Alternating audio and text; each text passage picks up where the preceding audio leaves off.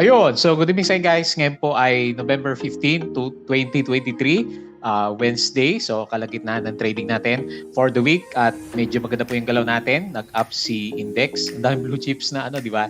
Gumalaw for today's trading. So good vibes tayo sa mga big caps na stocks, positive 0.99%. Lumalaban yung locals.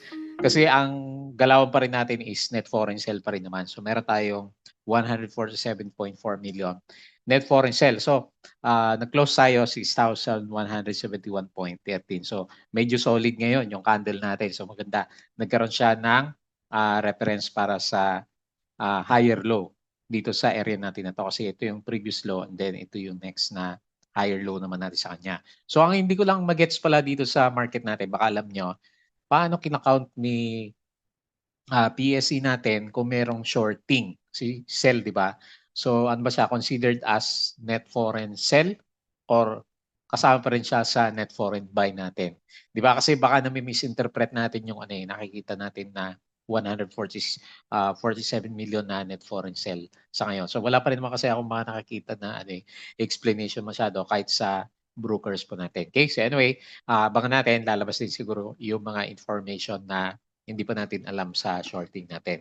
So ito po yung ating mga trending stocks. So mix tayo. Yung mga blue chips, maganda po yung galaw, pero yung mga small caps, so laglagan po yung kanilang galawan for today's trading. So dito, nangunguna pa rin sa listahan natin kasi nagpo-pullback na siya ng malakas. So nag-drop siya, negative 5.41%. Hindi pa rin siya nakakahanap ng support kasi yung ilan ba yun? 2.5 na support natin is pasag din naman siya. So meron siya net foreign buy na 331K. SGP, so mukhang mainit to sa mga traders. Ang daming nakikita na post regarding sa kanya, yung hindi kumikita, yung mga ganun na nakapost para sa kanya. Wala namang ibang news na parang nakikita natin, di ba? So anyway, another 52 weeks low. So negative 3.23% itong si SGP. So ang baba na ng RSI natin. So siguro naman kahit paano, medyo malapit na yung technical bounce. So si home natin, di ba, sabi natin mga small caps naglalaglagan, negative 5.71%. So siguro ito yung ito yung mga epekto ng net foreign sell na nakakita natin. Pinitik yung mga blue chips, pero yung mga small caps doon naglalabasan yung foreigners. Meron siya net foreign sale na 5.25 million. AC, so winner, isa sa mga winner for today, nag-up siya 1.77%.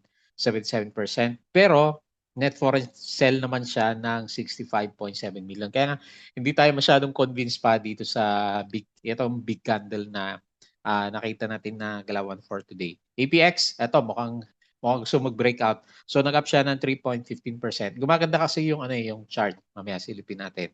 Tapos si Converge, nag-up siya 1.21% pero another net foreign sell day sa kanya, negative 7.44 million. So nakakabahala pa rin po yung nakita natin na foreign selling dito sa market natin. Ayan, so disclaimer guys sa mga bago sa channel natin, as usual, yung vlog po natin is for education purposes.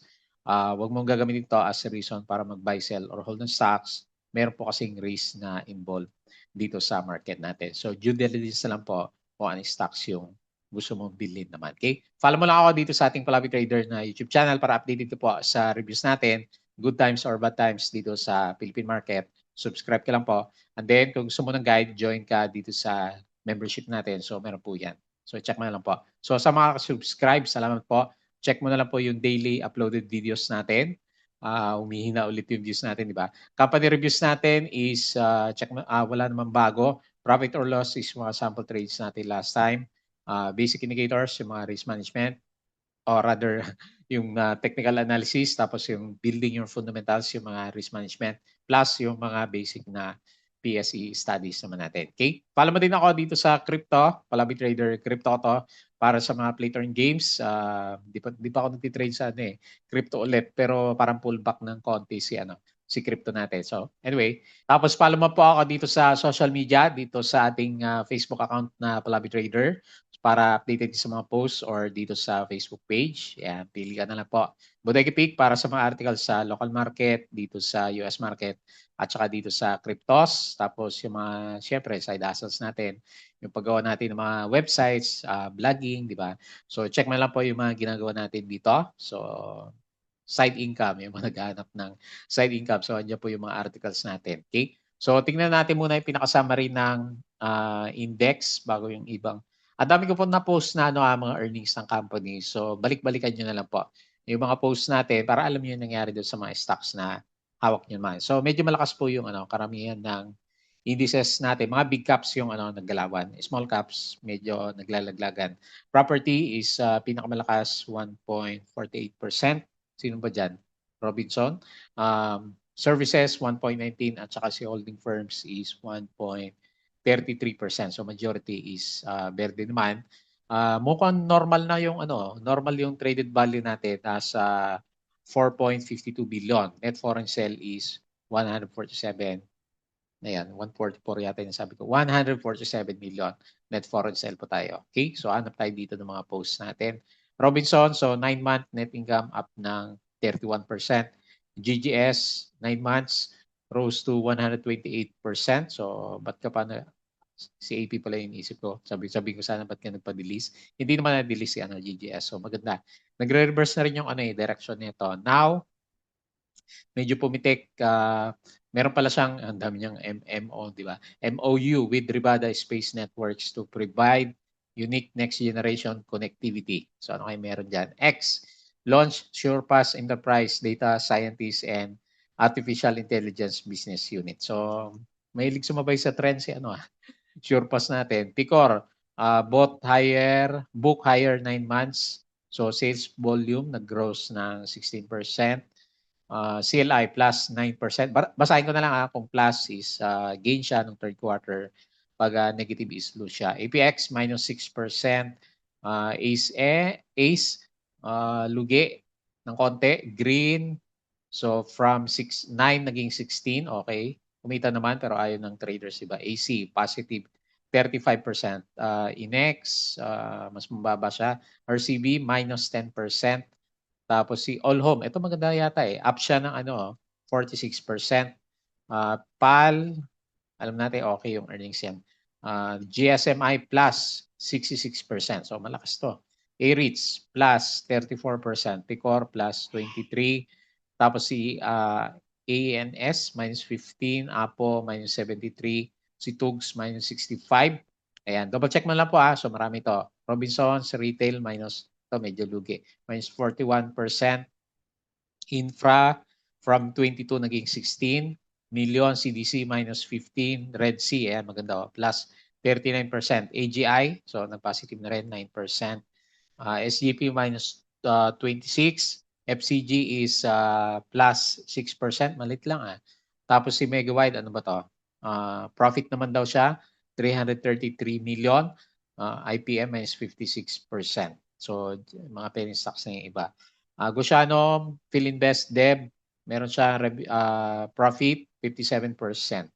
Daming nag-angatan, di ba? Merrimart, ayan do, up din siya. Sa profit is up siya ng, ayan, double digit, 19.5%. Hopefully, mabuhay na rin si Merrimart. Hindi na bumalik yung prime days ni Merrimart. Primex, 191%. OPM 7 mga penny stocks. Tapos sa kagabi is okay po yung galaw ng US market. Nag-ano na sila, nag-up bigla sa US market kasi po yung inflation data nila bumaba daw. So ngayon parang okay ulit yung nakita natin. So kaya bigla nag-spike si Nasdaq 2% kaagad. So yung mga hawak natin dito sa US market is maganda yung yung balik. Hindi pa nakaka-recover pero okay siya kasi ilang araw na Tapos ngayon parang maganda ulit yung galawan. So yung EPHE, yung representative natin, nag-up din siya ng 1%. Okay, so parang globally okay yung sentiment. GGS, okay na yan. Sino pa ba? Yung galawan kahapon. Ayan. So yun lang naman yung mga na-post po natin dito. Okay, so balikan muna lang po kung anong stocks na meron ka para dun sa mga earnings naman natin. Ayan, so yung mga gusto sumali sa trading group, as usual, open po yung ating Patreon. So all about Philippine market trading investing. Kung gusto mo ng guide, sali ka lang po dito. Okay? So check natin si To Trade Asia Prime. So refresh natin. Okay, so may mga upcoming na activity yata tayo dito eh. So bini-brief na ako. So next siguro mga next week may mga bago tayong topic about sa To Trade Asia po natin. Okay? So pero yung shorting wala pa rin tayong news sa kanya. Ito yung galaw natin. So may konting pag negative po siya kanina umaga pero around siguro mga 9 bago mag-10 umarangkada na yung index natin tapos second half is nag-stay lang siya dito sa taas. So medyo malakas yung tulak sa mga blue chips ha. Pero yung overall picture kasi negative 147 million, wala pa rin tayong masyadong investor sa market. So tinamaan dito si SEC minus 1.39 at saka si MER 0.83%. So marami sa blue chips ayan. So more than 2/3 is umakyat. JT Cap 2.92, ICT 2.65, si Bloom 2.47, SMPH ayan. So SMPH si pa bang property yung umakyat.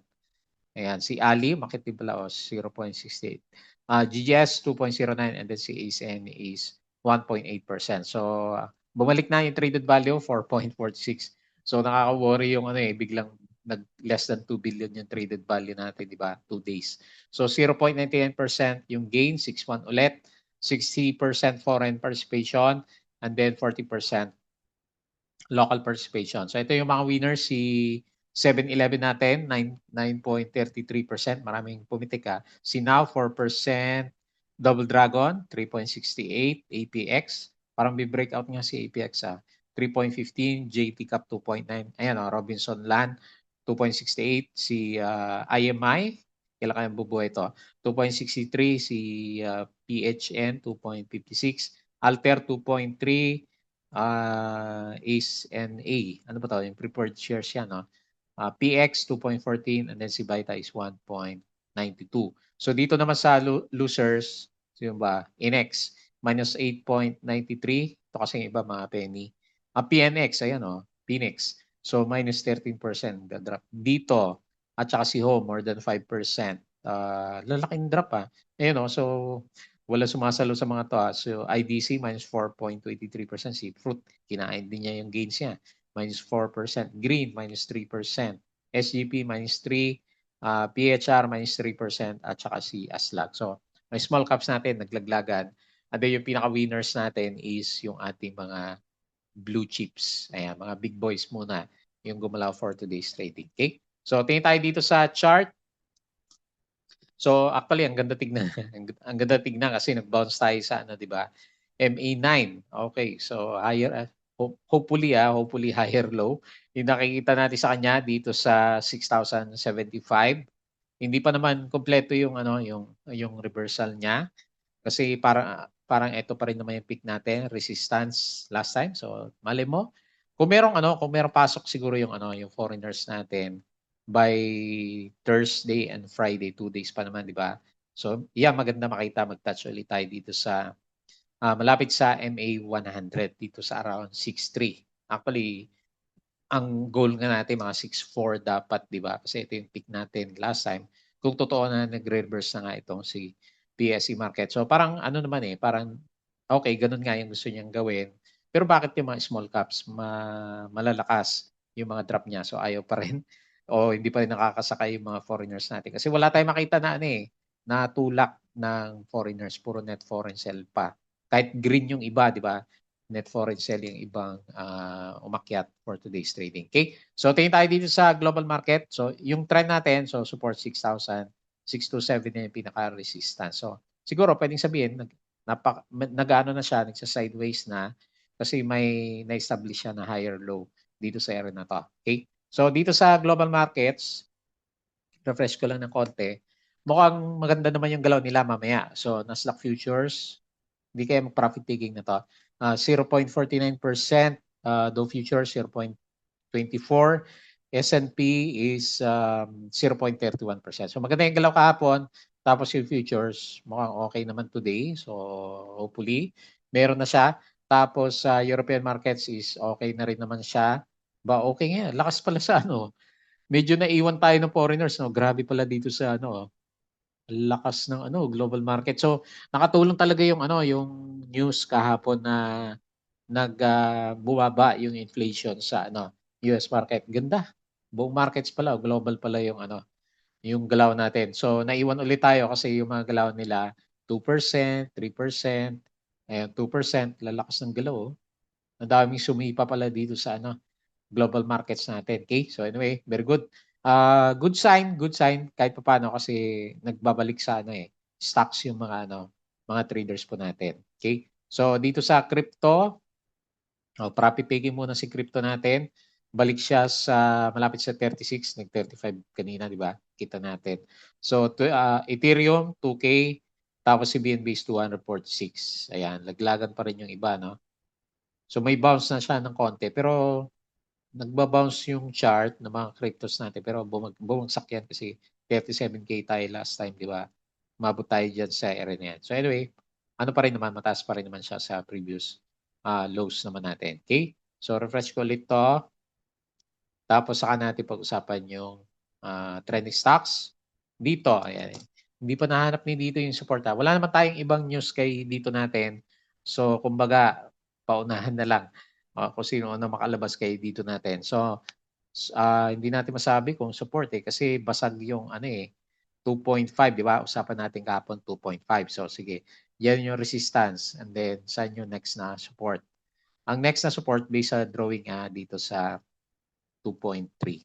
Ayan, tingnan natin, mali mo may double check tapos mag-rebound na siya kasi malakas na yung ano niya o rather malaki na yung binagsak niya. Drop na siya 34%. Ayan, grabe yung mga stocks natin, no? Walang bounce So, in-expect ko mag-bounce din siya dito kasi matagal na siyang nag-drop. Anyway, parang gusto niya mag-oversold muna based dito sa galawan ng RSI po natin. Okay? So, walang catalyst. Wala tayong makita na momentum kay dito, mga kadito natics. Ayan, wala. Pababa lahat ng indicators So, based dito sa price action, may sumasalo na foreigner pero malit lang. 5 point, laki din, no? 5.41% yung drop niya today. 300K net foreign buy. Call mercantile ang buyer and then call SB equities yung ating pinaka-main seller. So support muna yung tinitingnan natin kasi wala naman tayong catalyst para mag-bounce yung, yung price. Next, another 52 weeks low. Itong si SGP natin, sa kaya bottom nito. Meron siyang maliit na week kanina pero hindi pa rin pwedeng i-trust, no, kasi hindi solid. So anyway, beyond doubt, so lagay natin 'yan 6.28 as a support kasi nag-bounce naman siya kanina. Pero kung patterns ang pag-uusapan, so laglag na siya dito sa another support ng patterns natin Yan Kapon naisip natin baka mag-bounce na dito. Pero hindi pa. Kasi ito yung pattern niya nung bumabagsak siya, di ba? Ayan. So, malakas pa rin yung buhos niya and then medyo na butas niya. So, hopefully mag-support sa 6.2. Sabihin mo na siguro 6.2. So, yung RSI natin at saka MACD, so patuloy na bumababa. Very bearish sa SCP natin. So, lumalabas yung, ilan ba yung million yung lumabas dito? Nag-drop siya 3.32%. Meron siyang 3.5 million yung nabasa ko kanina.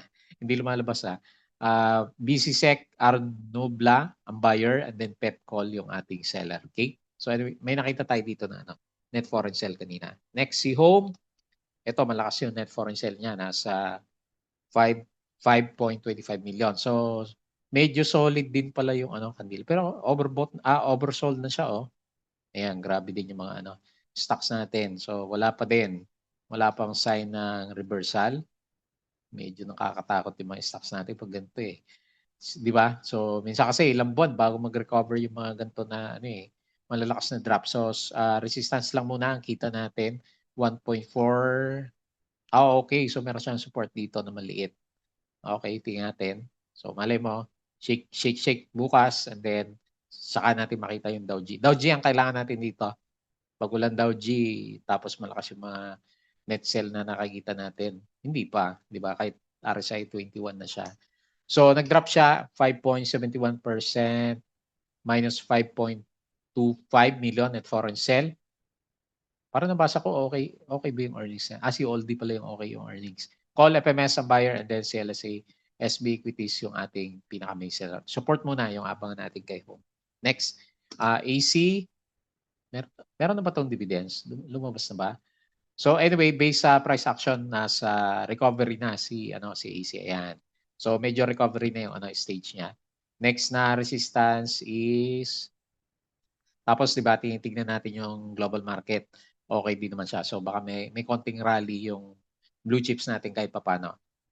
Meron siyang trend, yung RSI niya maganda, plus yung ating MACD formation.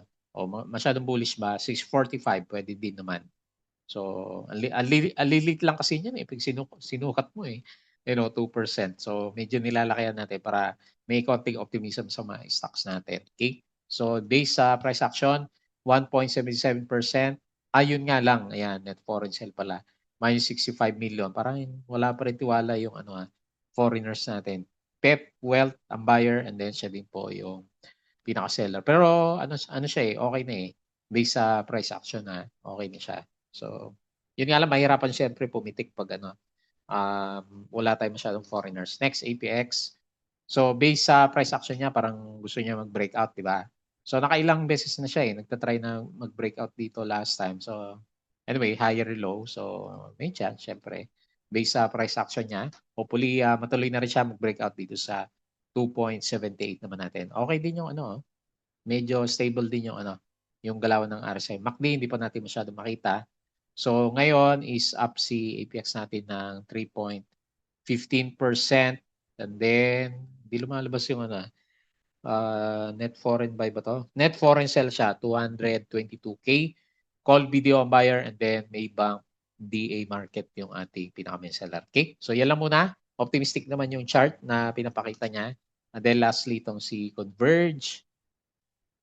Okay. Hirap na hirap si Converge. So, tingnan natin. Malay mo, triple bottom. Ayan. O ano ba? Quadruple bottom. 1, 2, 3, and then 4.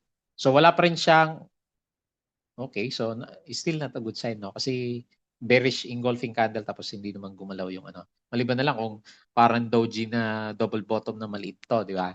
So, tingnan natin bukas. Kailan kasi net foreign sale araw-araw to eh. 1.21% up si Converge. Net foreign sale ng 7.44 million. CLSA, video on buyer, and then UBS, CLSA yung ating pinaka-main seller. Sino UBS ng nagtitrade dito? Okay, anyway, good sign syempre kasi nag-bounce naman siya kahit papano sa galawan po niya. Okay, so nakita natin for today's trading natin, ang mga kumita is mga blue chips, yung mga small caps natin, medyo naglalaglagan. Hindi natin makita pa yung direction ng market kasi wala pa yung inabangan natin na net foreign buy or ano ba yun? Shorting volume ba yung nakikita natin sa kanya. So, hindi ko napapansin pag titrade ako sa crypto kasi tinitingnan lang naman natin doon price action lang kahit sa forex, di ba? Yung mga meron short selling, kaya wala tayong idea kung yung volume niya ng short selling is paano siya binibilang. So, yun na lang abangan natin for the coming few days. So, anyway, good sign. Nasa trade, nasa direction si PSE na mag-try na mag-break sa lower high na trends niya. Okay? So, yun lang muna yung ating review for today. As usual, please don't forget to subscribe dito po sa ating Palabi Trader na YouTube channel, Crypto Koto, Facebook account para sa ating Palabi Trader na Facebook account. Ayan, naulit na. Tapos yung ating Facebook page na Palabi Traders. Check mo na lang po, Bodega Picks, articles, Money Earners, side hustles natin, yung ating Twitter, and yung Patreon sa mga gusto ng guide sa trading sa Philippine market. So, pwede po kayo sumali sa group natin. Okay? So, yun lang. Maraming salamat. Kita po ulit tayo bukas.